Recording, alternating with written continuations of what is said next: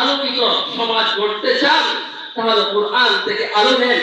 আলোকিত মানুষ গড়তে চান কোরআন থেকে আলো নেন। আলোকিত জীবন গড়তে চান তাহলে কোরআনের আলোয় আলোকিত হন, তবেই আপনি আলোকিত মানুষ হতে পারবেন। রসায়ন বিজ্ঞান বলেন, পদার্থ বিজ্ঞান বলেন, জীববিজ্ঞান বলেন, জ্যোতির্বিজ্ঞান বলেন, সমাজ বিজ্ঞান বলেন, রাষ্ট্র বিজ্ঞান বলেন, চিকিৎসা বিজ্ঞান বলেন, কৃষি বিজ্ঞান বলেন, অর্থনীতি বলেন, ইতিহাস বলেন, ভূগোল বলেন, সবকিছুই আল্লাহ পাক রব্বুল আলামিন এই কোরআন শরীফের মধ্যে বর্ণনা করে দিয়েছেন। আজকে আমার সমাজের দিকে তাকান, আমার সমাজ মারামারি, হানাহানি, দাঙ্গা হাঙ্গামায় বিপর্যস্ত। আজকে আমার রাষ্ট্রের দিকে তাকান, আজকে আমার রাষ্ট্র জুলুম, নির্যাতন, নিপীড়নের সর্বোচ্চ সীমায় উপনীত। আজকে সারা বিশ্বের দিকে তাকান, যেদিকেই তাকান দেখতে পাবেন কাফের বেঈমানদের হাতে আজকের উম্মতে মুসলিমা নির্যাতিত, নিপীড়িত, লাঞ্ছিত ও বঞ্চিত। কথা বলেন ঠিক কিনা? আলহামদুলিল্লাহ الحمد لله نحمده ونستعينه ونستغفره ونؤمن به ونتوكل عليه ونعوذ بالله من شرور أنفسنا ومن سيئات أعمالنا من يهده الله فلا مضل له ومن يضلل فلا هادي له ونشهد أن لا إله إلا الله وحده لا شريك له ونشهد أن سيدنا ومولانا محمدا عبده ورسوله الذي أرسله الله تعالى بالحق بشيرا ونذيرا وداعيا إلى الله بإذنه وسراجا وقمرا منيرا. أما بعد فأعوذ بالله من الشيطان الرجيم. بسم الله الرحمن الرحيم. الذين آتيناهم الكتاب يتلونه حق تلاوته أولئك يؤمنون به ومن يكفر به فأولئك هم الخاسرون. وقال رسول الله صلى الله عليه وسلم يقال لصاحب القرآن اقرأ وارتق ورتل كما كنت ترتل في الدنيا فإن منزلك عند آخر آية تقرأها أو كما قال عليه الصلاة والسلام. صدق الله العلي العظيم وصدق رسوله النبي الكريم ونحن على ذلك لمن الشاهدين والشاكرين والحمد لله رب العالمين. সকলের অন্তরের অন্তঃস্থল থেকে নামাজে আমরা যে দুরূদ শরীফটি পাঠ করে থাকি আলোচনার শুরুতে একবার পাঠ করি। اللهم صل على محمد وعلى آل محمد كما صليت على إبراهيم وعلى آل إبراهيم إنك حميد مجيد. اللهم بارك على محمد وعلى آل محمد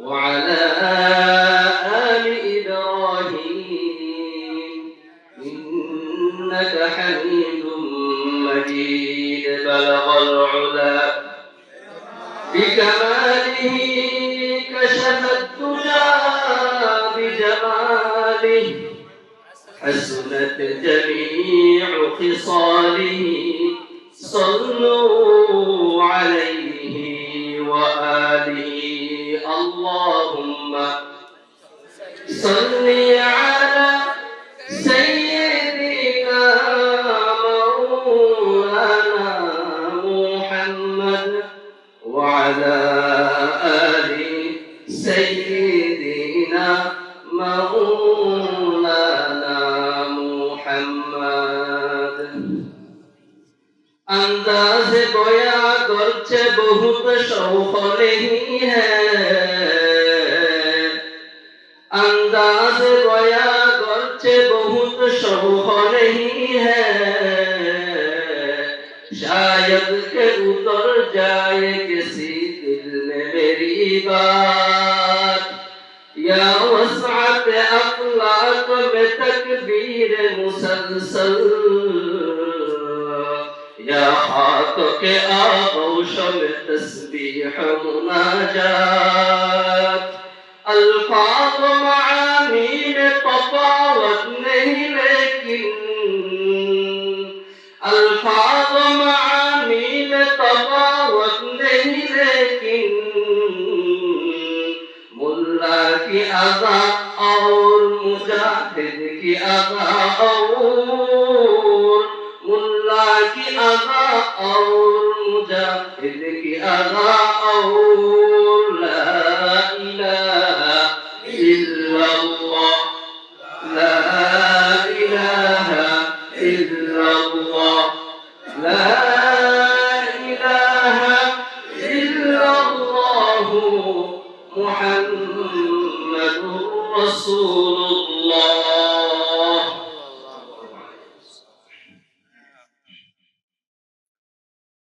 पूर्व बजारिया गलार मुख हजरत अबू बकर सिद्दीक রাদিয়াল্লাহু তাআলা আনহু নুরানি মাদ্রাসা ও হেফজখানা কর্তৃক 20 বছর পূর্তি উপলক্ষে আয়োজিত আজকের বার্ষিক সভার সর্বশেষ অধিবেশনের সম্মানিত সভাপতি আমার সামনে অবস্থানরত বাংলার প্রত্যন্ত অঞ্চল থেকে আগত ধর্মপ্রিয় মুসলিম তৌহিদি জনতা পর্দার অন্তরালে অবস্থানরত আমার ভালোবাসার মা ও বোনেরা আমি সর্বপ্রথম ওই মহান রব্বুল আলামিনের দরবারে শুকরিয়া জ্ঞাপন করছি যে মহান রব্বুল আলামিন আমাদেরকে সুস্থ রেখে সর্বপ্রকার ঝামেলা থেকে মুক্ত রেখে আল্লাহর কোরআনের এই সুন্দর মাহফিলে উপস্থিত হয়ে আল্লাহর কোরআনের কিছু কথা বলার এবং শোনার তৌফিক দান করেছেন সেই মহান রব্বুল আলামিনের দরবারে আমরা সবাই অন্তঃস্থল থেকে বড় আওয়াজে বলি আলহামদুলিল্লাহ।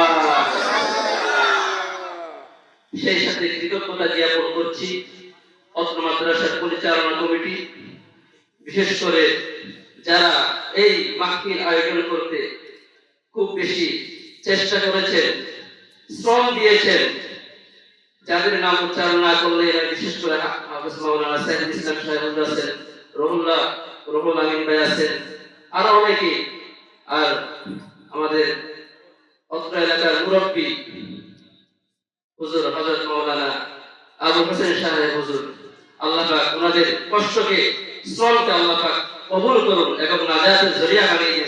সকলে বলি আমিন। প্রিয় উপস্থিতি, আজকে এই মাদ্রাসা থেকে 6 জন হাফেজে কোরআন পাগড়ি পেয়েছে, আপনারা অবশ্যই জানেন। আলহামদুলিল্লাহ। একজন হাফেজ থেকে শিক্ষক একজন, এক বছরে 6 জন হাফেজে কোরআন কে পাগড়ি দেওয়া, এটা কত বড় কষ্টের কাজ। আপনারা পুরা কক্সবাজার খুঁজে দেখেন, একজন হাফেজে কোরআন একজন শিক্ষক থেকে 6 জন হাফেজ কোরআন এক বছরে পাগড়ি পেয়েছে, এরকম আমার মনে হয় পুরা কক্সবাজার জেলার মধ্যে জানি না 2-3টা মাদ্রাসা পাওয়া যায় কিনা। আলহামদুলিল্লাহ, আলহামদুলিল্লাহ।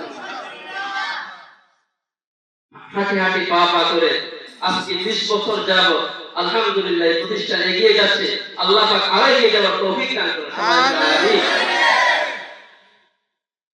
যেহেতু হাফেজ হেফসানা কর্তৃক আয়োজিত আজকের এই সভা, সেজন্য আমি কোরআনকে নিয়ে, কোরআনকে সামনে রেখে কিছু কথা বলার নিয়ত করেছি।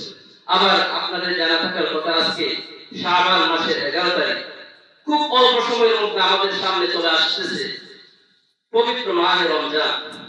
যে মাহে রমজান আসার 2 মাস আগে থেকেই নবী সাল্লাল্লাহু আলাইহি ওয়াসাল্লাম দোয়া করতেন, আল্লাহুম্মা বারিক লানা, সবাই পড়ি আমরা, আল্লাহুম্মা বারিক লানা ফি রজব ওয়া শাবান ওয়া বাল্লিগনা রমাদান।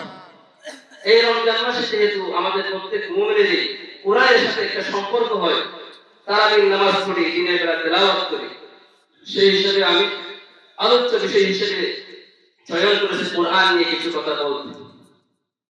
আসলে আমাদের সাথে কোরআনের সম্পর্ক শুধু রমজান মাসে হওয়া উচিত নয়, পুরা 12 মাসে হওয়া উচিত, এবং প্রতিটি মুহূর্তে, প্রতিটি ক্ষেত্রে, প্রতিটি কাজে হওয়া উচিত। কিন্তু আফসোস, আমরা কোরআন থেকে আজ অনেক দূরে সরে গিয়েছি। কেমন সরে গিয়েছি এটার একটা হিসেব যদি আপনাদের সামনে উপস্থাপন করি, বুঝতে পারবেন। আচ্ছা, কোরআন নাযিল হয়েছে পুরা বিশ্ববাসীর জন্য। আজ পুরা বিশ্বের মধ্যে মানুষ বসবাস করছে 700 কোটি, প্রায় কম বেশ হতে পারে, 700 কোটি মানুষ বসবাস করছে। 700 কোটি মানুষের মধ্যে 500 কোটি হচ্ছে কাফের বেঈমান। তার মানে 500 কোটি মানুষ এমন যারা কোরআন ধরে না, কোরআন ছুঁয়ে না, কোরআন কি জিনিস জানেও না। তাহলে 500 কোটি বাদ, আর আছে কয় কোটি? 2 কোটি না, 200 কোটি। 200 কোটি মুসলমান। আচ্ছা বলেন তো দেখি, 200 কোটি মুসলমানের মধ্যে দৈনিক কোরআন তেলাওয়াত করে এরকম মানুষের সংখ্যা বেশি, না দৈনিক কোরআন তেলাওয়াত করে না এরকম মানুষের সংখ্যা বেশি? অবশ্যই আপনারা বলবেন দৈনিক কোরআন তেলাওয়াত করে না এরকম মানুষের সংখ্যা বেশি, তেলাওয়াত করে এরকম মানুষের সংখ্যা কম। আচ্ছা বলেন তো দেখি, যারা কোরআন তেলাওয়াত করছে তাদের মধ্যে বিশুদ্ধভাবে কোরআন তেলাওয়াতকারীর সংখ্যা বেশি, না অশুদ্ধ কোরআন তেলাওয়াতকারীর সংখ্যা বেশি? তাহলে অবশ্যই বলবেন যে অশুদ্ধ কোরআন তেলাওয়াতকারীর সংখ্যা বেশি, বিশুদ্ধভাবে কোরআন তেলাওয়াতকারীর সংখ্যা আরো কম। আচ্ছা, যারা বিশুদ্ধভাবে কোরআন তেলাওয়াত করতেছে তাদের মধ্যে বুঝে বুঝে কোরআন তেলাওয়াতকারীর সংখ্যা বেশি, নাকি না বুঝে কোরআন তেলাওয়াতকারীর সংখ্যা বেশি? অবশ্যই আপনারা বলবেন না বুঝে কোরআন তেলাওয়াতকারীর সংখ্যা বেশি, বুঝে কোরআন তেলাওয়াতকারীর সংখ্যা আরো কম। আচ্ছা, যারা বুঝে কোরআন তেলাওয়াত করতেছে তাদের মধ্যে ওই কোরআন অনুযায়ী আমলকারীর সংখ্যা বেশি, না কোরআন অনুযায়ী আমল করে না এরকম মানুষের সংখ্যা বেশি? বলেন, আমল করে না এরকম মানুষের সংখ্যা বেশি, আমল করে এরকম মানুষের সংখ্যা আরো কম।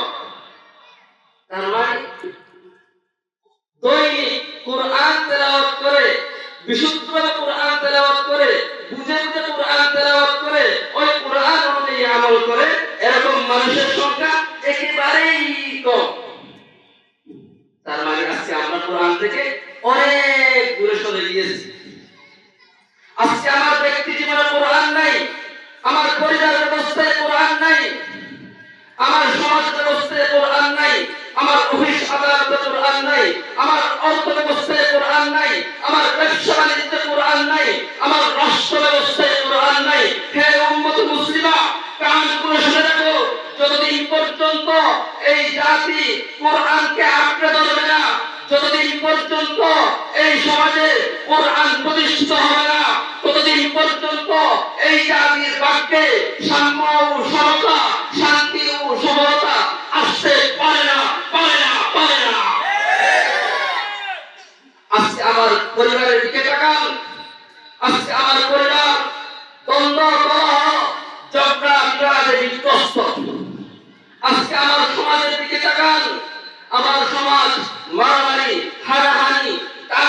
হাঙ্গামায় বিপর্যস্ত। আজকে আমার রাষ্ট্রের দিকে তাকান, আজকে আমার রাষ্ট্র জুলুম, নির্যাতন, নিপীড়নের সর্বোচ্চ সীমায় উপনীত। আজকে সারা বিশ্বের দিকে তাকান, যেদিকেই তাকান দেখতে পাবেন কাফের বেঈমানদের হাতে আজকের উম্মত মুসলিমা নির্যাতিত, নিপীড়িত, লাঞ্ছিত ও বঞ্চিত। কথা বলেন ঠিক কিনা? কেন? কেন? কারণ কি? আজকের উম্মত মুসলিমার এমন হতাশা কেন? কেন আজ উম্মত মুসলিমার এমন দুর্দশা? কারণ একটাই, আজকে আমরা কোরআন থেকে অনেক দূরে সরে গিয়েছি, কোরআনকে পিছনে ছড়ে দিয়েছি। এই জাতি যতদিন পর্যন্ত কোরআনের কথা শুনেছে, কোরআনের বিধান মেনেছে, কোরআন অনুযায়ী নিজের জীবন পরিচালিত করেছে, এক কথায় যতদিন পর্যন্ত এই জাতি কোরআনের নেতৃত্ব মেনেছে, সারা পৃথিবী তাদের নেতৃত্ব মানতে বাধ্য ছিল। যখন থেকে আমরা কোরআন থেকে দূরে সরে গিয়েছি, যখন থেকে আমরা কোরআনের বিধানকে বিধানগুলি দেখে গেছি, তখন থেকে আমরা কাফের বেঈমানদের দাসত্বের জিনজিরে বন্দী হয়েছি। কথা বলেন ঠিক কিনা? হে উম্মত মুসলিমা, যদি আবার সেই সোনালী ইতিহাস রচনা করতে চাও, যদি আবার সেই সোনালী গৌরব পুনরুদ্ধার করতে চাও, যদি আবার ঘুরে বেড়াতে চাও, যদি আবার নিজেদেরকে সম্মানজনক আসলে দেখতে চাও, সাহাবায়ে কেরামের সাথে কোরআনের যেরকম সম্পর্ক ছিল আমাদেরও ঠিক তেমনই সম্পর্ক করতে হবে। এছাড়া অন্য কোন তন্ত্র মন্ত্র দিয়ে, দিয়ে, এছাড়া সোশ্যালিজম দিয়ে, কমিউনিজম দিয়ে, এরকম যত ইজম আছে, এরকম ইজম দিয়ে এই ভূপৃষ্ঠের মধ্যে শান্তি প্রতিষ্ঠা করা যাবে না। আমাদের বিশ্বাস রাখতে হবে, কোরআন প্রতিষ্ঠিত হবে তো শান্তি প্রতিষ্ঠিত হবে। এই কোরআন সম্পর্কে কথা শোনার জন্য আপনারা প্রস্তুত আছেন তো? না দিয়েছেন? আল্লাহ সবাইকে কবুল করুন, সবাই বলে আমিন। কোরআনের সাথে সম্পর্ক রাখার জন্য কোরআন সম্পর্কে জানতে হবে। কোরআন এটা কি? আমি আজকে আপনাদের সামনে কোরআনের পরিচয়টা তুলে ধরবো এবং এরপরে কোরআন কেন নাযিল হয়েছে সেটা বলবো, এবং কোরআনের সাথে আমাদের সম্পর্ক কিরকম হবে, আমাদের পূর্বসূরীদের কিরকম সম্পর্ক ছিল, এই বিষয়ে আমি আলোচনা করব। সর্বপ্রথম কোরআনের পরিচয়। কোরআনের মধ্যে সূরা আছে 114টি। আমাদের কোরআন সবাই জানতে আছে তো? কোরআনের সূরা কয়টি আছে? 114টি। বলতে পারবা মাক্কি সূরা কয়টি, মাদানী সূরা কয়টি? মাক্কি সূরা আছে 87 আর মাদানী সূরা আছে 27। বুঝছেন? কোরআনে মজিদের মধ্যে আয়াত কয়টা আছে বলতে পারবেন? 6666টা। এটা ভুল। এটা কি ভুল? কোরআনে মজিদের মধ্যে আয়াত সংখ্যা হলো বিশুদ্ধ মত অনুযায়ী 6236টা। 6236টা মনে থাকবে। এই কোরআনের জ্ঞান এগুলো মনে রাখলে কোনো গুনাহ আছে? কি আছে? কোরআনে মজিদের মধ্যে আয়াত কয়টি? 6666টি। এটা ভুল। শুদ্ধ কোনটা? বিশুদ্ধ মত অনুযায়ী অনেক মতামত আছে, তবে বিশুদ্ধ মত হচ্ছে 6236টা আয়াত। অক্ষর কয়টা আছে কেউ বলতে পারবেন? কোরআন মজিদের মধ্যে অক্ষর আছে হলো, মনে রাখবেন ভালোভাবে, এটা লাগবে আমার সামনে, 3,23,670টি। মনে থাকবে? 3,23,670টি কোরআনের অক্ষর। নকটা কয়টা আছে বলতে পারবেন? এগুলো সব জানতে হবে, শুধু মুখস্থ করলে হবে না। কোরআনের আয়াত বুঝতে হবে, পড়তে হবে, আমল করতে হবে। নকটা আছে হলো 10,15,030টা। কত? 10,15,030টা।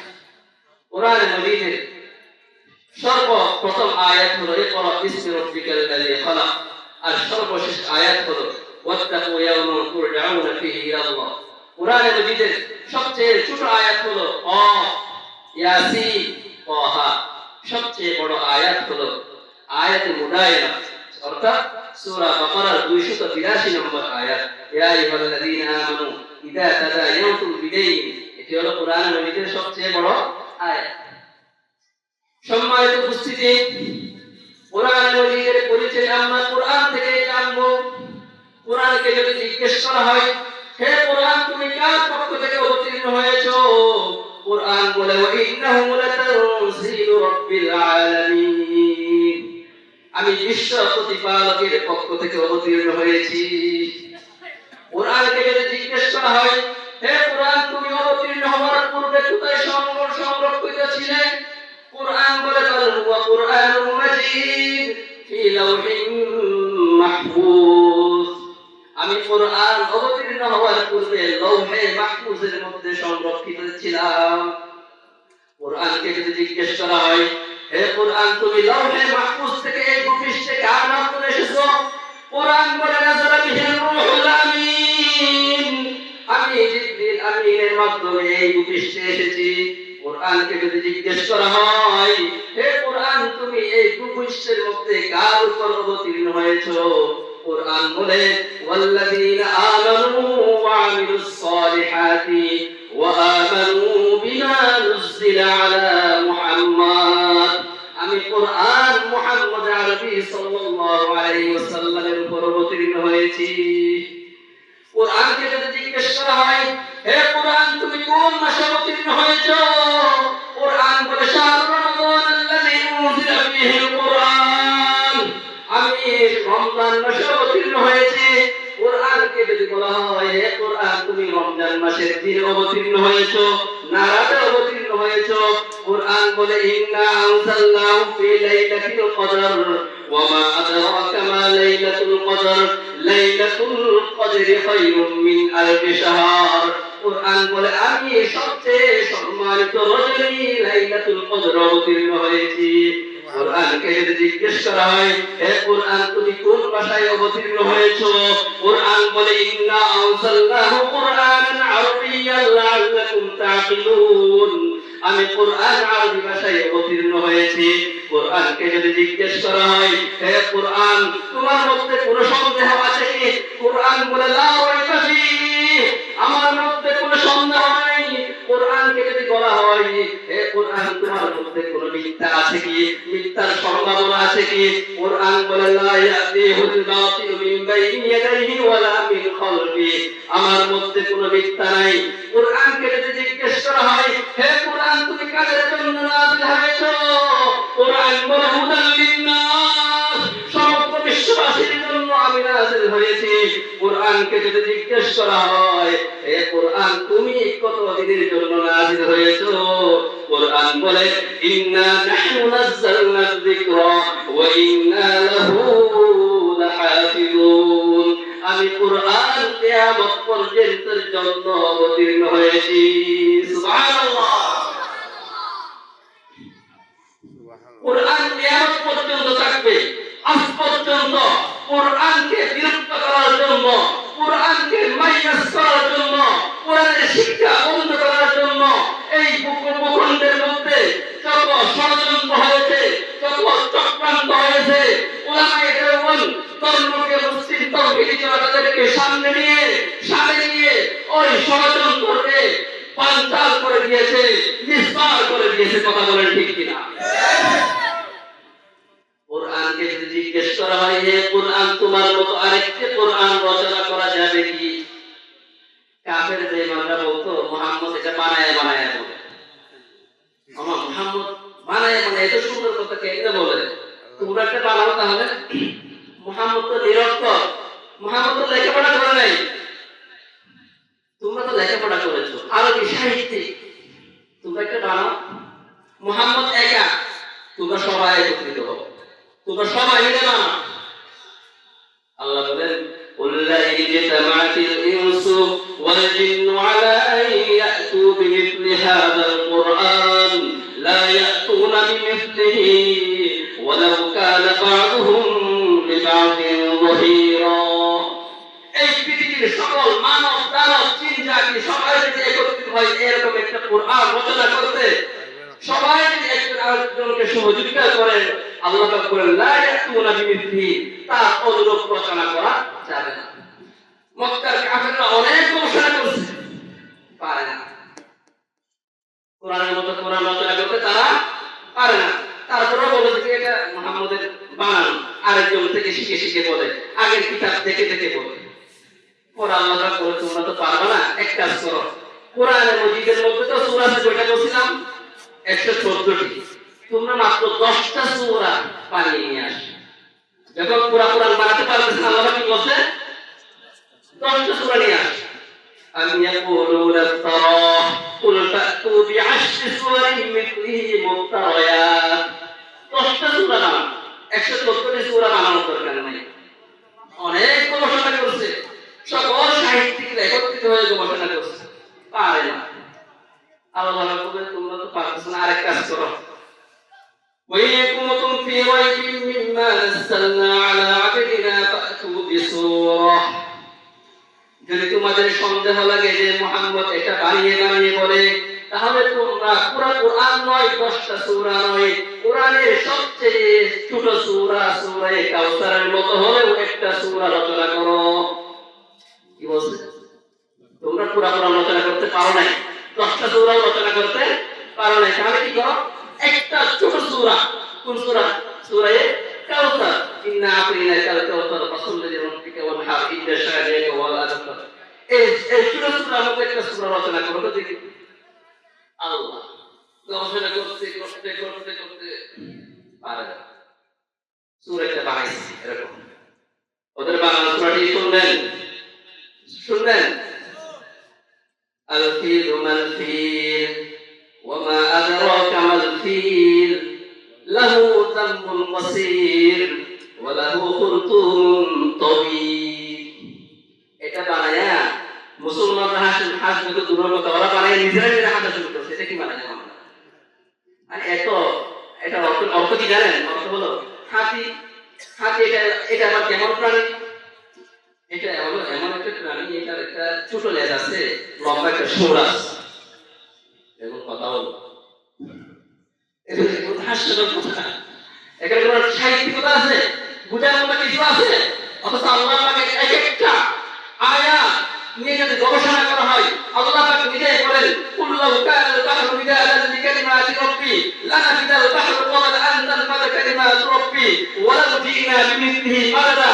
যদি সমুদ্রের সকল পানি যদি কালি হয়, আর গাছপালা সবগুলো যদি কলম হয়, আর আমরা মানব দ্বারা সবাই যদি লেখক হই, তারপর আল্লাহ পাকের একটি আয়াতের মর্ম লিখে শেষ করতে পারবো না।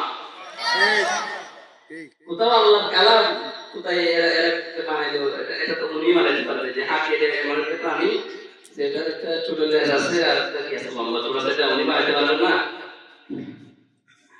শেষ পর্যন্ত তারা বাধ্য হয়ে কাবা শরীফের মধ্যে লিখে দিয়েছে ইন্না আতাইনাকাল কাউসার লাইসা হাযা কালামুল বাশার। মুহাম্মদ যেটা বলতেছে শুরু থেকে শেষ পর্যন্ত, আলহামদুলিল্লাহ থেকে কুল আউযু বিরাব্বিন নাস পর্যন্ত একটা আয়াত, একটা অক্ষর, এটা কোনো মানব রচিত মানবের কথা হতে পারে না, এটা সরাসরি আল্লাহ পাকের কোরআনের কথা। সুবহানাল্লাহ, সুবহানাল্লাহ। সম্মানিত উপস্থিতি, আমরা এখন মোটামুটি কোরআন সম্পর্কে জেনেছি। এখন আমরা জানবো কোরআন কেন নাযিল হয়েছে। আসলে কোরআন পড়লে আপনারা দেখতে পাবেন কোরআনের মধ্যে সবকিছুই আছে। আবু জাহেলের কথাও আছে, আবু বকরের কথাও আছে, জান্নাতের কথাও আছে, জাহান্নামের কথাও আছে, আল্লাহ পাকের কথাও আছে, ইবলিসের কথাও আছে। এই সবকিছু, রোডের কথা আছে, গাছ-গাছালির কথা আছে, ক্ষেত খামারের কথা আছে, কুকুরের কথাও আছে। এমনকি সবচেয়ে ছোট প্রাণী পিপিলিকা, এই পিপিলিকার কথাও আল্লাহ কোথায় আছে? কোরআনের মধ্যে আছে। আপনারা আশ্চর্য হবেন, পিপিলিকার নামে একটা আল্লাহ পাক সূরা দিয়ে দিয়েছে। সুবহানাল্লাহ, সূরাতুন নামল মাক্কিয়া। আবার সবচেয়ে বড় প্রাণী হাতি, হাতির কথা কোরআন শরীফের মধ্যে আছে। হাতির নামে একটা সূরা আছে, সূরাতুল ফিল। আলাম তারা কাইফা ফাআলা রাব্বুকা বিআসহাবিল ফিল। সবকিছু আছে। জ্ঞান বিজ্ঞানের যত শাখা আছে এগুলো সব আছে। রসায়ন বিজ্ঞান বলেন, পদার্থ বিজ্ঞান জীববিজ্ঞান বলেন, জ্যোতির্বিজ্ঞান বলেন, সমাজ বিজ্ঞান বলেন, রাষ্ট্রবিজ্ঞান বলেন, চিকিৎসা বিজ্ঞান বলেন, কৃষি বিজ্ঞান বলেন, অর্থনীতি বলেন, ইতিহাস বলেন, ভূগোল বলেন, সবকিছুই আল্লাহ পাক রব্বুল আলামিন এই কোরআন শরীফের মধ্যে বর্ণনা করে দিয়েছে। সুবহানাল্লাহ। তবে মনে রাখবেন, এই কোরআন ইতিহাস বর্ণনা কিভাবে করতে হয় সেটা শিক্ষা দেওয়ার জন্য নাযিল হয় নাই। এই কোরআন ভূগোল শিক্ষা দেওয়ার জন্য নাযিল হয় নাই, অর্থনীতি শিক্ষা দেওয়ার জন্য নাযিল হয় নাই। তাহলে কোরআন কি জন্য নাযিল হয়েছে? কোরআন কি জন্য নাযিল হয়েছে আমি কোরআন থেকেই বলতেছি। আল্লাহ পাক রব্বুল আলামিন কোরআনে মাজিদের মধ্যে বলেন, শাহরু রমাদান আল্লাযী উনজিলা ফীহিল কুরআন হুদাল লিন-নাস। আল্লাহ পাক রব্বুল আলামিন বলেন, এই কোরআন নাযিল করা হয়েছে হুদাল লিন-নাস, মানুষের হিদায়াতের জন্য। আল্লাহ বলা মানুষদেরকে আল্লাহমুখী করার জন্য। আল্লাহর পথ, কোন পথে চললে আল্লাহকে পাওয়া যাবে, কোন পথে চললে শয়তান পাওয়া যাবে, কোন পথে চললে জান্নাত পাওয়া যাবে, কোন পথে চললে জাহান্নাম পাওয়া যাবে, কোনটা হক পথ, কোনটা বাতিল পথ, কোনটা সঠিক পথ, কোনটা বেঠিক পথ, সেটার হেদায়েত সেটা নির্ণয় করতে পারবে এই কোরআনের মাধ্যমে। এই কোরআনটা নাযিল হয়েছে এভাবে মানুষকে হেদায়েত দেওয়ার জন্য। তাহলে কোরআন কেন নাযিল হয়েছে? হেদায়েতের জন্য। আল্লাহ পাক রব্বুল আলামিন অন্য আয়াতের মধ্যে বলেন, ইয়া আইয়ুহান নাস ক্বাদ জাআতকুম মাউইযাতুম মির রাব্বিকুম ওয়া শিফাউন লিমা ফিস সুদূর ওয়া হুদান ওয়া রাহমাতুল লিল মুত্তাকিন। হে লোক সকল, তোমাদের কাছে আল্লাহর পক্ষ থেকে মাউইযা, উপদেশ এসে গেছে। কোরআন এসেছে উপদেশ দেওয়ার জন্য। সেখানে যত আদেশ আছে এটা আল্লাহর পক্ষ থেকে উপদেশ, যে তোমরা এটা করো। যে যত নিষেধ আছে এটা আল্লাহর পক্ষ থেকে উপদেশ, এটা করো না, এটা উপকারী, এটা অনুপকারী, এটা করণীয়, এটা বর্জনীয়। এই যত বিধান সেখানে আছে, এটা হালাল, এটা হারাম, নামাজ পড়ো, রোজা রাখো, হজ করো, যাকাত দাও, কাউকে মারো না, কাউকে হত্যা করো না, চুরি করো না, ডাকাতি করো না। এগুলো সবগুলো আল্লাহর পক্ষ থেকে উপদেশ। এই কোরআন হলো এই জাতির জন্য উপদেশ। এই আয়াত থেকে কি বুঝতে পারলাম? কোরআন হলো উপদেশ প্রদানের জন্য নাযিল হয়েছে। আল্লাহ পাক রব্বুল আলামিন এরপরে বলেন, ওয়া শিফাউল লিমা ফিস সুদূর। এবং কোরআন এটা হলো শিফা, রোগ থেকে মুক্তির উপায়। কোন রোগ থেকে? বলা হচ্ছে মানুষের শরীরে যেমন রোগ হয়, মানুষের একটা আত্মা আছে, কলব আছে, ওই কলবের মধ্যে রোগ হয়। ওই রোগ থেকে শিফা পাই হলো এই কোরআন তেলাওয়াতের মাধ্যমে। কোরআন তেলাওয়াত করলে অন্তরে যে রোগগুলো আছে, হিংসা, বিদ্বেষ, রাগ, ক্রোধ, লৌকিকতা, এই যে অহংকার, এই ধরনের যত রোগ আছে, এই রোগ ব্যাধিগুলো চলে যাবে, শিফা পাবে। হ্যাঁ, এই কোরআন তেলাওয়াত করার মাধ্যমে। আবার অনেকে বলেন, যদি আল্লাহ পাক রব্বুল আলামিন এখানে শিফাউল লিমা ফিস সুদূর বলেছেন, অন্তরের আত্মার রোগের শিফা বলছে, কিন্তু আসলে কোরআন এটা দেহের রোগেরও সেবা, শরীরের রোগেরও কি সেবা, সেটা না? আপনারা হুজুরের কাছে গেলে হুজুর কি করে? কোরআন শেষে একটা আয়াত করে ফুল দেয়, ভালো হয় কিনা এরকম। আমার কোরআন একটা কিতাবে আছে, 11 বার দুরূদ শরীফ পাঠ করার পর আউযু বিল্লাহি মিনাশ শাইতানির রাজীম, বিসমিল্লাহির রহমানির রহিম, আলহামদুলিল্লাহ, এভাবে করে যদি আপনি 7 বার সূরা ফাতিহা পড়েন, এরপর আবার যদি 11 বার দুরূদ শরীফ পাঠ করেন, এরপর যদি আপনি যে কোনো রোগীকে দম করেন, ওই রোগী সুস্থ হয়ে যাবে। এটা তজরবা। তাহলে কোরআন এটা শরীরের রোগেরও চিকিৎসা।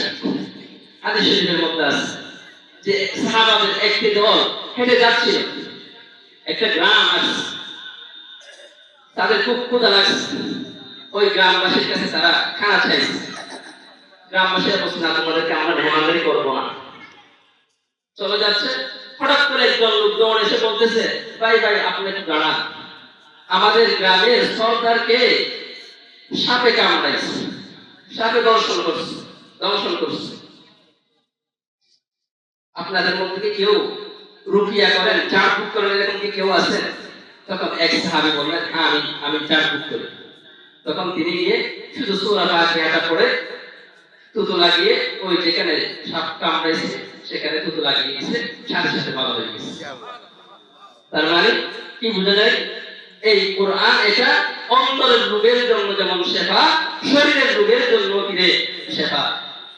লা ইয়াসদাউন আনহা ওয়া লা ইউনজিফুন, এক পড়ে মাথা ব্যথা করলে এক পড়ে ফু দিলে মাথা ব্যথা ভালো হয়ে যায়। এরকম আরো অনেক আছে, পেট ব্যথা করলে কোন আয়াত পড়া হবে। এরকম আমাল কোরআন তানবী রাহমাতুল্লাহ আলাইহি একটা কিতাব আছে আমাল কোরআন, এটা বাংলাও আছে, আপনারা এটা সংগ্রহ করবেন, উপকার পাবেন।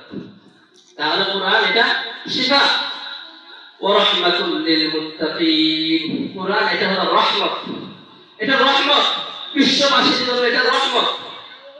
যে ঘরের মধ্যে কোরআন তেলাওয়াত হয় ওই ঘরের উপর আল্লাহ পাক রব্বুল আলামিন রহমত নাযিল করতে থাকে। ওই ঘর থেকে বিপদ আপদ দূর করে দেয়, ঝগড়া বিবাদ দূর করে দেয়। আল্লাহ পাক রব্বুল আলামিন ওই ঘরের মানুষগুলোকে শান্তিতে বসবাস করার সুযোগ করে দেন। সকলে বলা আলহামদুলিল্লাহ। অন্য আয়াতের মধ্যে আল্লাহ পাক রব্বুল আলামিন বলেন, ইয়া আইয়ুহান নাস ক্বাদ জাআকুম বুরহানুম মির রাব্বিকুম ওয়া আনজালনা ইলাইকুম নূরাম মুবিনা। হে লোক সকল, তোমাদের নিকট আল্লাহর পক্ষ থেকে বুরহান এসে গেছে। বুরহান মানে প্রমাণ। প্রমাণ কিসের প্রমাণ? কোরআনকে প্রমাণ বলা হয়। কিসের প্রমাণ? সত্য মিথ্যার প্রমাণ। যে কথাটা কোরআনের মতো হবে এই কথাটা 100 ভাগ সত্য, যে কথাটা কোরআনের বিপরীত যাবে কোরআনের সাথে সাংঘর্ষিক হবে, অর্থাৎ এটা যতই দামি হোক না কেন এটা 100 ভাগ মিথ্যা। এরকম বিশ্বাস আমাদেরকে রাখতে হবে। কোরআন এটা কি? প্রমাণ, সত্য মিথ্যা প্রমাণ। ওয়া আনজালনা ইলাইকুম নূরাম মুবিনা। এবং আল্লাহ পাক রব্বুল আলামিন কোরআন এটা হলো নূর। কোরআন এটা নূর, আলো। আলোকিত সমাজ গড়তে চান তাহলে কোরআন থেকে আলো নেন। আলোকিত মানুষ গড়তে চান কোরআন থেকে আলো নেন। আলোকিত জীবন গড়তে চান তাহলে কোরআনের আলোয় আলোকিত হন, তবেই আপনি আলোকিত মানুষ হতে পারবেন। আলো গ্রহণ করতে হবে থেকে কোরআন থেকে, যে কোরআনের নামই হলো নূর, আলো।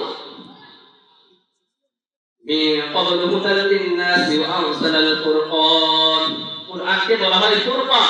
ফুরকান মানে সত্য মিথ্যার মধ্যে পার্থক্য নিরূপণ করার কষ্টি পাথর।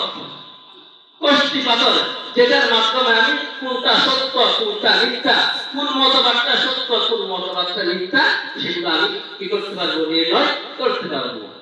وكذلك أوحينا إليك روحا من أمرنا। কোরআনকে বলা হয় রূহ। রূহ মানে প্রাণ। কোরআনকে প্রাণ বলা হলো কেন? বলা হচ্ছে যে ব্যক্তি কোরআন পড়ে, কোরআন অনুযায়ী আমল করে, তার আত্মার মধ্যে রূহ আছে, তার প্রাণ আছে। যে কোরআন পড়ে না, আমল করে না, তার কি নাই? প্রাণ নাই। এমনি চলাফেরা করলো কি নাই? তার আল্লাহর কাছে তার কি নাই? প্রাণ। তাহলে কি বুঝতে পারলাম? কোরআন ফুরকান, কোরআন বুরহান, কোরআন হিদায়াত, কোরআন রহমত, কোরআন শিফা, কোরআন নূর, কোরআন রূহ, এগুলো সবগুলো আমরা কোরআন পড়লে পাবো। কিন্তু আফসোস আমরা এরপরও কোরআন পড়ি না। সারাদিন টিভির পর্দায় চোখ রাখি, কিন্তু কোরআন পড়ার আমার সময় হয় না। সারাদিন ফেসবুকে স্ট্যাটাস পড়তে আমার সময় হয়, কিন্তু কোরআন পড়তে আমার সময় হয় না। সারাদিন পেপার পড়তে আমার সময় হয়, কোরআন পড়তে আমার সময় হয় না। মানব রচিত গ্রন্থ পড়তে আমাদের সময় হয়, আল্লাহ প্রদত্ত গ্রন্থ পড়তে আমাদের সময় হয় না। অথচ আমাদের বিশ্বাস হলো পৃথিবীর যে কোনো দার্শনিকের দর্শন ভুল হতে পারে, পৃথিবীর যে কোনো বৈজ্ঞানিকের বিজ্ঞানের সূত্র ভুল হতে পারে, পৃথিবীর যে কোনো কলামিস্টের কলাম ভুল হতে পারে, পৃথিবীর যে কোনো গণনা ভুল হতে পারে, কিন্তু আল্লাহর কোরআনের কোন শব্দ কিংবা কোন বাক্য পশ্চিম কালেও ভুল হতে পারে না। আমরা কোরআন পড়ি। আল্লাহু আকবার। আল্লাহ আমাদের সবাইকে সঠিকভাবে বোঝার তৌফিক দান করুন। আমিন। কোরআনের সাথে সম্পর্ক রাখলে লাভ আর লাভ। কোরআনের সাথে সম্পর্ক রাখলে লাভ আর লাভ, এটা আমাদেরকে বিশ্বাস রাখতে হবে। তারপরে আমরা কোরআন পড়ে শান্তিতে উপজাত হবে। সম্পর্ক এটা অনেক বড় বিষয়। উদাহরণস্বরূপ একটা টাইলস, একটা নিম্নমানের টাইলস একটা মসজিদে দেওয়া হয়েছে, তাহলে আমরা সেখানে গিয়ে সেজদায় মাথা কপাল দিই। কিন্তু একটা দামি টাইলস যদি আমরা বাথরুমে লাগাই, সেখানে আমরা স্যান্ডেল ছাড়া ঢুকি না। তার মানে একই টাইলস, সম্পর্কের কারণে একটা মসজিদের সাথে সম্পর্ক আর একটা হচ্ছে বাথরুমের সাথে সম্পর্ক। মসজিদের সাথে সম্পর্ক হওয়ার কারণে একটা নিম্ন কোয়ালিটির টাইলসের উপর আমরা মাথা দিই, কপাল রাখি, কিন্তু অনেক দামি টাইলস হওয়ার পরেও বাথরুমের সাথে সম্পর্ক হওয়ার কারণে আমরা সেখানে স্যান্ডেল ছাড়া ঢুকি না। তাহলে সম্পর্ক এটা অনেক বড় বিষয়। কোরআনের সাথে সম্পর্ক রাখলে আমাদের মানব বাড়িয়ে দিবেন কে? ঘুমায় গেছেন? কোরআনের সাথে সম্পর্ক রেখেছে একটা ফেরেশতা, ওই ফেরেশতাদের মধ্যে সরদার হয়ে গিয়েছে। কোন ফেরেশতা? কোন ফেরেশতা? জিবরিল আমিন, মুতাইউন সাম্মা আমিন। উনি হলেন কি? ফেরেশতাদের সরদার। সকল ফেরেশতাদের সরদার হলো চারটি ফেরেশতা। কে কে? জিবরিল আমিন, মিকাইল, ইসরাফিল, আজরাইল আলাইহিস সালাম। এই চারজন ফেরেশতাদের মধ্যে আবার সরদারকে জিবরিল আমিন। উনি সরদার হলেন কেন? কোরআনের কারণে, কোরআনের সাথে লাগার কারণে। কোরআনের সাথে লেগেছে একজন নবী, ওই নবী নবীদের সরদার হয়ে গিয়েছে। কোন নবী? আমাদের নবী হুজুর সাল্লাল্লাহু আলাইহি ওয়াসাল্লাম মিরাজের রজনীতে বাইতুল মাকদিসে গিয়ে তিনি বুরাক বেঁধে 2 রাকাত নামাজ পড়াইছেন। পিছনে সকল নবী, যত নবী এসেছেন, ওনাদের সবাইকে পিছনে রেখে আমাদের নবী মুহাম্মদ সাল্লাল্লাহু আলাইহি ওয়াসাল্লাম নামাজ পড়িয়েছেন। নামাজ পড়ানোর মাধ্যমে উনি যে সকল নবীদের শ্রেষ্ঠ নবী, উনি যে সরদার, সকল নবীর সরদার, সেটা প্রমাণ করে দিয়েছেন আল্লাহু রাব্বুল আলামিন। সুবহানাল্লাহ। কোরআনের সাথে লেগেছে একটি শহর, ওই শহরের মধ্যে শ্রেষ্ঠ হয়ে গিয়েছে ওয়াহাদাল বালাদিল আমিন। কোন শহর? মক্কা নগরী। নবীজি সাল্লাল্লাহু আলাইহি ওয়াসাল্লামকে যখন কাফের বেঈমানরা জুলুম নির্যাতন করতে করতে যখন তারা চূড়ান্ত পর্যায়ে পৌঁছে গেল, এক পর্যায়ে যখন তারা নবীজিকে হত্যা করার ষড়যন্ত্র করলো, তখন আল্লাহ পাক রব্বুল আলামিনের পক্ষ থেকে আদেশ আসলো, হে নবী, আপনি এখানে আর থাকেন না, আপনি মদিনায় হিজরত করে চলে যান। তখন নবী সাল্লাল্লাহু আলাইহি ওয়াসাল্লাম আবু বকর সিদ্দিক রাদিয়াল্লাহু তাআলা আনহুকে সাথে নিয়ে মক্কা ভূমি ছেড়ে, নিজের মাতৃভূমি ছেড়ে মদিনার দিকে হিজরত করতেছিলেন। আর বারবার ঘুরে ঘুরে মক্কার দিকে তাকাচ্ছিলেন, বারবার কান্না মাখা চোখে মক্কার দিকে, কাবার দিকে তাকাচ্ছিলেন আর বলতেছিলেন, ওয়াল্লাহ ওয়াল্লাহ ওয়াল্লাহ ইন্নাকা লাখায়রু আরদিল্লাহ ওয়া হাব্বুল্লাহ ওয়া হাব্বু আরদিল্লাহ ইলাল্লাহ ওয়ালাউলা আন্নী উখরিজতু মা খরাজতু। আল্লাহর কসম করে বলছি, হে মক্কা ভূমি, এই পৃথিবীর মধ্যে যত ভূখণ্ড আছে, তুমি শ্রেষ্ঠ ভূমি, আল্লাহর কাছে তুমি সবচেয়ে প্রিয় ভূমি। আল্লাহর কসম করে বলছি, যদি আমার জাতি আমাকে বের করে না দিত, আমি তোমাকে ছেড়ে দিতাম না। সুবহানাল্লাহ। তাহলে এই হাদিসের থেকে কি বোঝা গেল? এই মক্কা ভূমি এটা কি সর্বশ্রেষ্ঠ ভূমি। কেন সর্বশ্রেষ্ঠ ভূমি? এখানে কোরআন কি হয়েছে? নাযিল হয়েছে। কোরআনের সাথে লেগেছে একটি মাস, ওই মাস 12 মাসের মধ্যে শ্রেষ্ঠ হয়ে গিয়েছে। কোন মাস? শাহরু রমাদান আল্লাযী উনজিলা ফীহিল কুরআন। কোন মাস? রমজান মাস। কোরআনের সাথে লেগেছে একটি রাত, ওই রাতের মধ্যে শ্রেষ্ঠ হয়ে গিয়েছে। কোন রাত? ইন্না আনজালনাহু ফী লাইলাতিল কদর ওয়া মা আদরাকা মা লাইলাতুল কদর লাইলাতুল কদরি খায়রুম মিন আলফি শাহর। যেই রাতে এক রাত ইবাদত করবে, হাজার রাত ইবাদত করার ফজিলত দিবেন কে? সুবহানাল্লাহ। এই রাতের এত ফজিলত কেন হয়ে গেছে? কোরআনের সাথে লাগছে।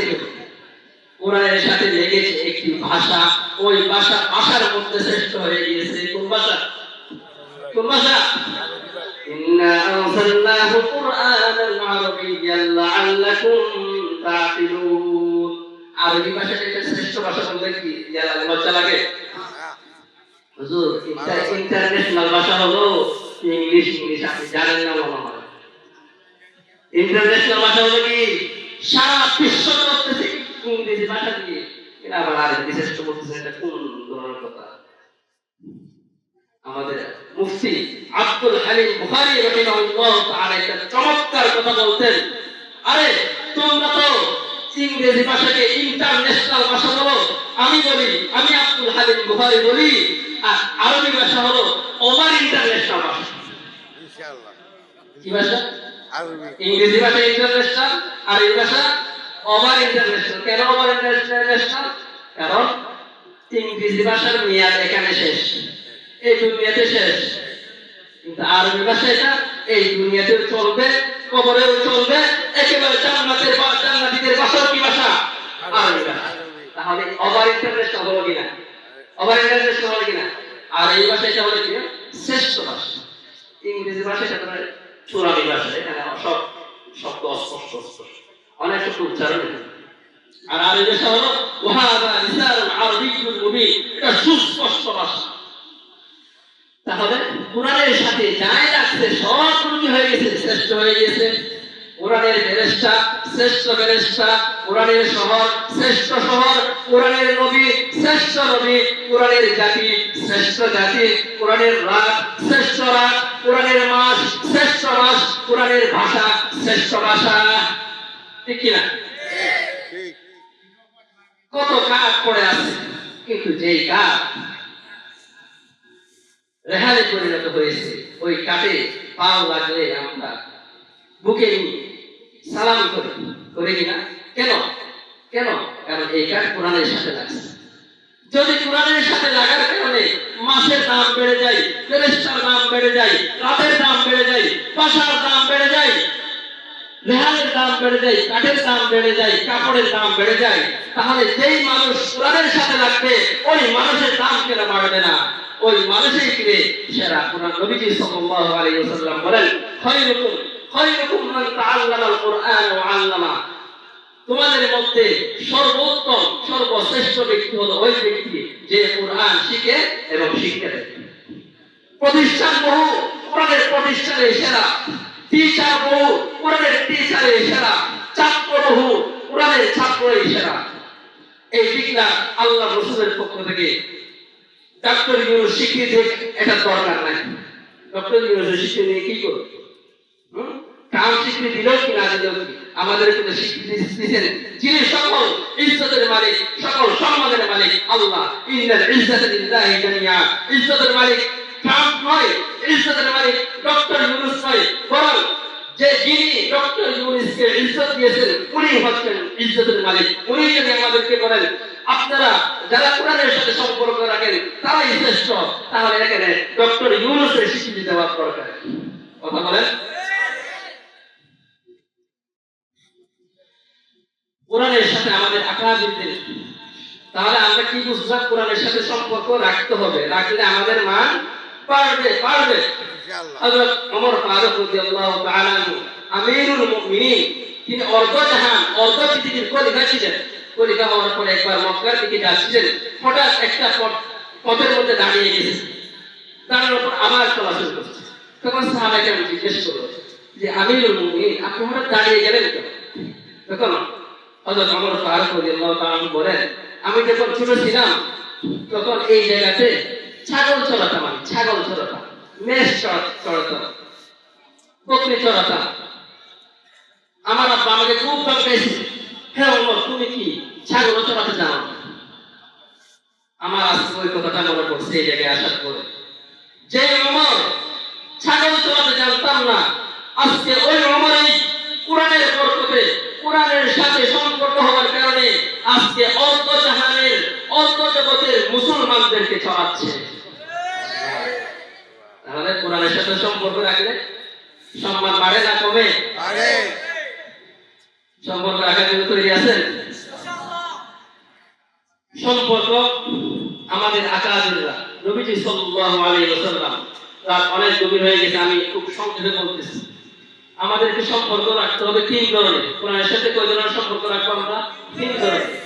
এক নাম্বার হলো কোরআন তেলাওয়াত করব, তেলাওয়াতের সম্পর্ক। কোরআনের সাথে কিরকম সম্পর্ক? তিলাওয়াতের সম্পর্ক। দ্বিতীয় নম্বর সম্পর্ক হলো কোরআন শরীফ বোঝার সম্পর্ক, যে কোরআনের মধ্যে আল্লাহ কি বলেছে না বলেছে সেটা ব্যাখ্যা বিশ্লেষণের সাথে পড়ার সম্পর্ক। আরেকটা সম্পর্ক হলো কোরআন অনুযায়ী আমল করার সম্পর্ক। কোরআন অনুযায়ী আমল করার সম্পর্ক। কোরআন, তাহলে কোরআনের হক বলতে পারেন আমাদের উপর তিন ধরনের হক। একটা হচ্ছে আমাদেরকে কোরআন তেলাওয়াত করতে হবে, দ্বিতীয় নম্বর হচ্ছে আমাদেরকে কোরআন বুঝতে হবে, তৃতীয় নম্বর হচ্ছে আমাদেরকে কোরআন বুঝে সে অনুযায়ী আমল করতে হবে। আজকে আমি শুধু কোরআন তেলাওয়াতের কি বুঝলো শুধু আমি এতটুকু বলে সেটা শেষ করে দেবো ইনশাআল্লাহ। যেহেতু সামনে রমজান মাস আসতেছে, আমরা শুধু রমজান মাসের মধ্যে ক্ষান্ত থাকবো না, আমরা পুরো 12 মাস প্রত্যেক দিন অন্তত পক্ষে সকালবেলা একটা টাইম কাজে যাওয়ার পূর্বে, খেতে যাওয়ার পূর্বে একটা বারের জন্য হলো কোরআনটা একটু তেলাওয়াত করে আধা ঘন্টা সময় 20 মিনিট সময় কোরআন তেলাওয়াত করলে এতটুকু যথেষ্ট হবে ইনশাআল্লাহ। আল্লাহ নবী সাল্লাল্লাহু আলাইহি ওয়াসাল্লাম বলেন, মান মারা হারফান মিন কিতাবিল্লাহ ফালাহু বিহি হাসানাহ, যে ব্যক্তি কোরআনে মাজিদের একটি অক্ষর পাঠ করবে তার জন্য একটি নেকি লেখা হবে। সুবহানাল্লাহ। ওয়াল হাসানাতু বিআশরি আমসালিহা, আর একটি নেকি করলে তার জন্য 10টি করে সওয়াব দেওয়া হবে। একটি অক্ষর পড়লে কয়টি সওয়াব? 10টি সওয়াব। নবীজি বলেন, লা আকুলু আলিফ লাম মিম হরফুন ওয়ালাকিন আলিফুন হরফুন ওয়া লামুন হরফুন ওয়া মিমুন হরফুন। কোরআন শরীফের শুরুতে একটা শব্দ আছে, সেটা লাগান, আলিফ লাম মিম।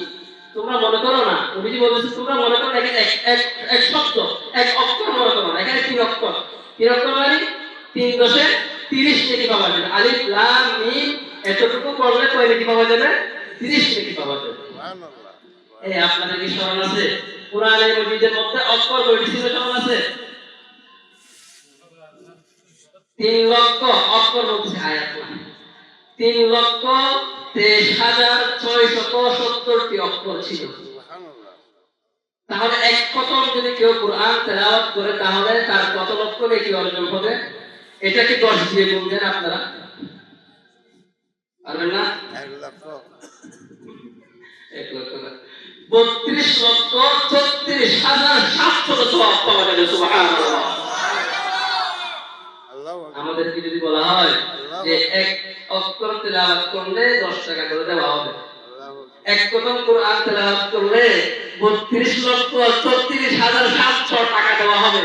প্রত্যেকদিন সবাই এখানে সবকিছু ছেড়ে কোরআন নিয়ে পড়ে থাকবে, আর অন্য কোনো কাজ করবে টাকা দাম, সে সওয়াবের দাম আমরা বুঝি না।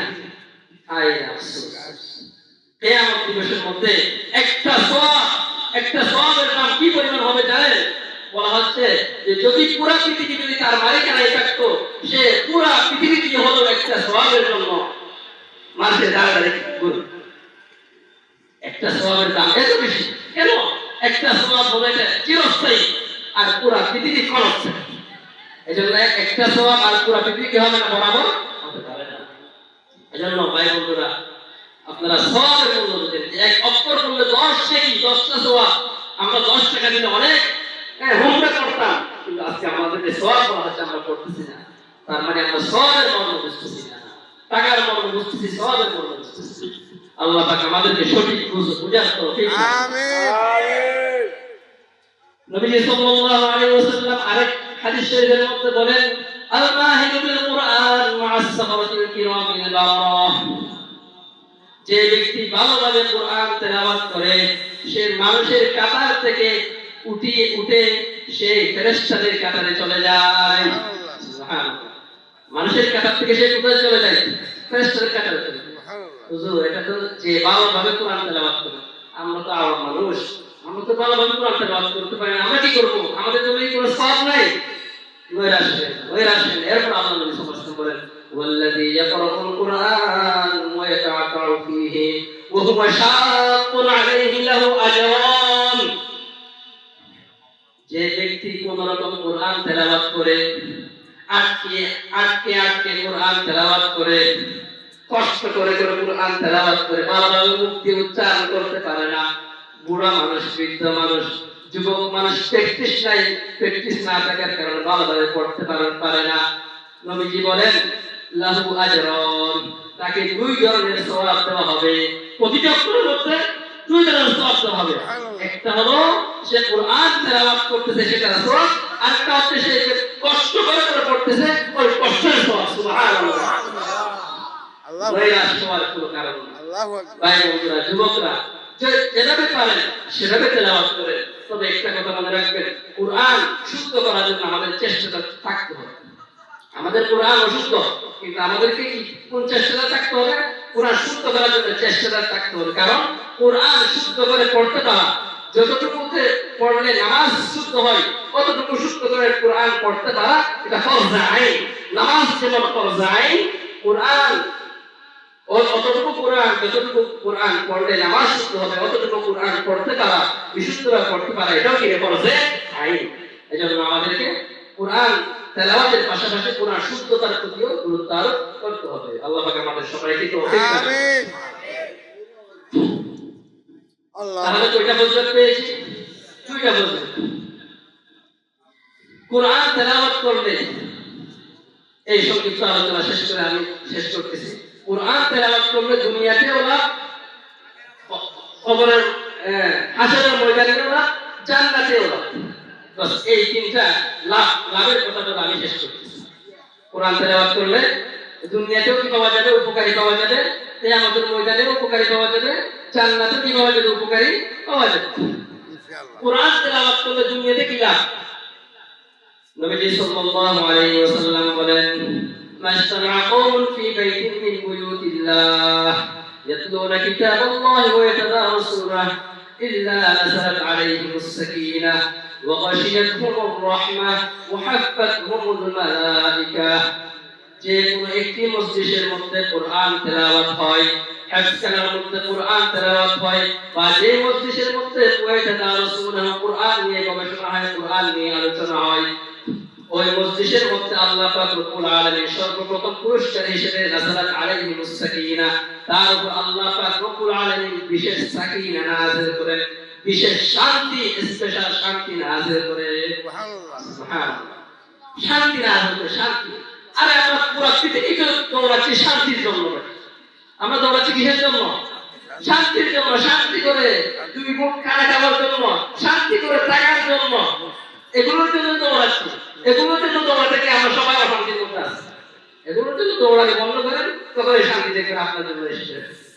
এই জন্য কোরআন তেলাওয়াত করলে যে শান্তির পিছনে পুরা দুনিয়া ছুটতেছে, পুরা দুনিয়ায় কোথাও শান্তি পাওয়া যাচ্ছে না, আপনি কোরআন তেলাওয়াত করলে আল্লাহ পাক রব্বুল আলামিন স্পেশাল ভাবে ওই শান্তি আপনার জন্য নাযিল করেন। সুবহানাল্লাহ, ওয়া গাশিয়াতহুমুর রাহমাহ।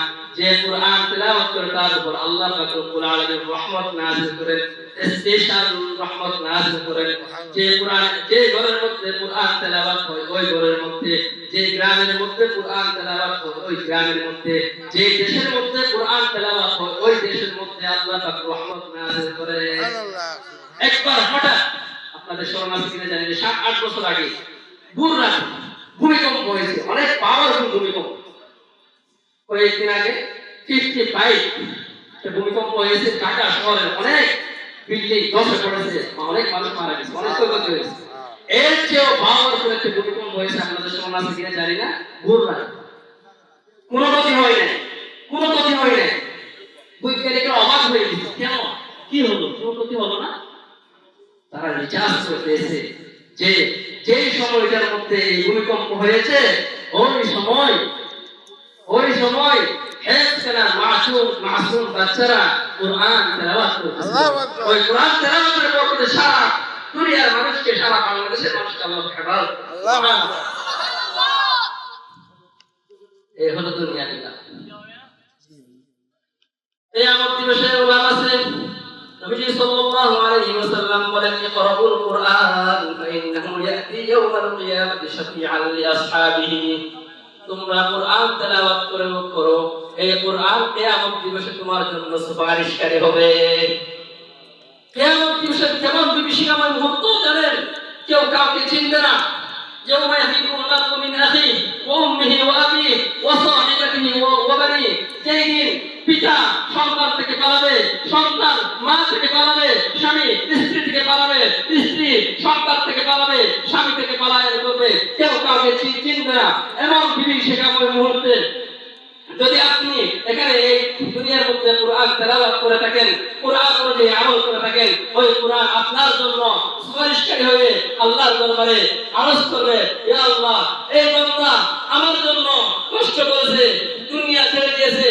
যখন দুনিয়ার মানুষ খুব বিলাসী মত্ত ছিল, যখন দুনিয়ার মানুষ টাকা উপার্জনে মত্ত ছিল, তখন এই বান্দা আমাকে নিয়ে ব্যস্ত ছিল, আমাকে পড়তো, সারাদিন আমাকে পড়তো, সারাদিন আমাকে নিয়ে ঘোষণা করতো, আমার কথা মানুষের কাছে পৌঁছে দিত। আল্লাহ, আজকে যদি একে জাহান্নামে দাও, তাহলে তার সাথে ন্যায় হবে না, আপনি মেহেরবানি করে তাকে জান্নাতে দিয়ে দেন।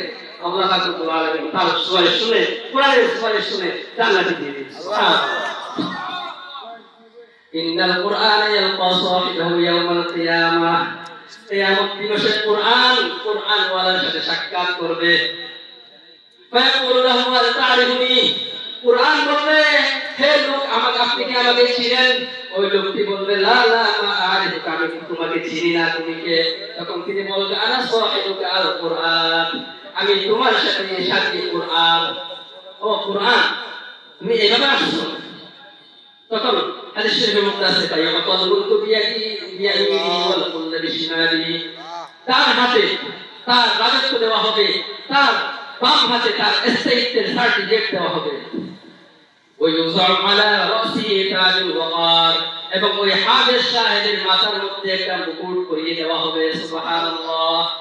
ওয়ুকসা ওয়ালিদাহু কুল্লাতাইন, শুধু হাফেজ সাহেবের মাথার মধ্যে মুকুট পরিয়ে দেওয়া হবে তা নয়, তার পিতা মাতাদেরকে ওয়ুকসা ওয়ালিদাহু কুল্লাতাইন, দুই জোড়া কাপড় পরিয়ে দেওয়া হবে। সুবহানাল্লাহ। তখন হাফেজ সাহেবের মা বাবারা বলবে, বিনা কুসিনা হাযা, আমাদেরকে এই সম্মানী কাপড় কেন পরিয়ে দেওয়া হলো? তখন তাদেরকে বলা হবে, বিআখযি ওয়ালাদিকুমাল কুরআন, তোমার সন্তান কোরআন শিক্ষা করার কারণে। আল্লাহু আকবার, সুবহানাল্লাহ। হাফেজ কোরআনের সম্মান, হাফেজ কোরআনের পিতা মাতাকেও আল্লাহ পাক কি দিবেন?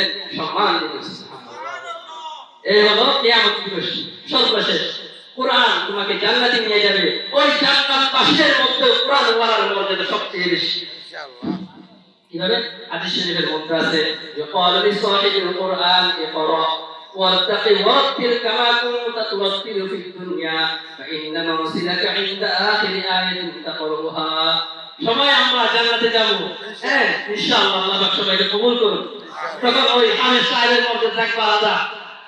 হাফেজ সাহেব কোন হবে, তুমি একটি আয়াত তেলাওয়াত করো, এক স্তর উপরে উঠতে থাকো, ৬,২৩৬টি আয়াত পড়বা, ৬,২৩৬টি মর্যাদা স্তরে তারা উপরে থাকবে। সুবহানাল্লাহ। আল্লাহ পাক রব্বুল আলামিন আমাদের সবাইকে বেশি বেশি কোরআন, দৈনিক কোরআন, শুধু রমজান মাসে নয়, শুধু শবে বরাত আর শবে কদরে নয়, পুরা 12 মাসে দৈনিক কোরআনের সাথে তেলাওয়াতের মাধ্যমে সম্পর্ক স্থাপন করার তৌফিক দান করুন, এবং কোরআন শুদ্ধ করার জন্য চেষ্টা করার তৌফিক দান করুন। আমিন। ওয়া আখিরু দাওয়ানা আলহামদুলিল্লাহ।